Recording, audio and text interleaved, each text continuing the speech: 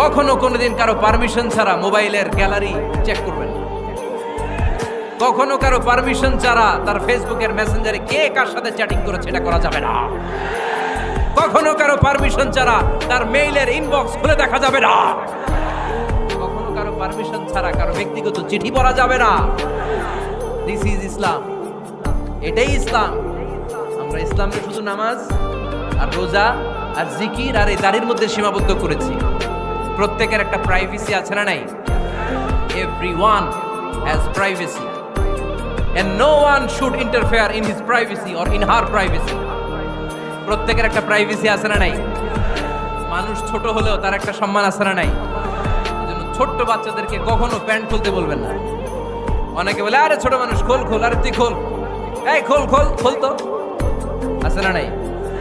ওরও প্রেস্টিজ আছে, ওরও সম্মান আছে।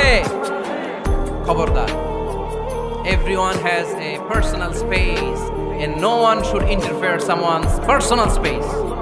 কারণ পার্সোনাল স্পেসে যেন আমরা নাক না গলাই। অনেকের বদ স্বভাব ফ্যামিলি ম্যাটার নিয়ে, প্রাইভেট ম্যাটার নিয়ে কথা বলে। ভাই কি চাকরি করে? সরকারি না বেসরকারি? সরকারি। বেতন কত?